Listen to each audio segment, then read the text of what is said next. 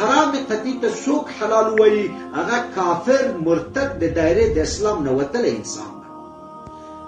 نو پاکستان حکومت هغه که ملایي که امیر وي که وزیر وي که د پاکستان وزیر اعظم وي که د پاکستان صدر مملکت وي دوی مرتد دي د دایرې د اسلام نه وتلي دي.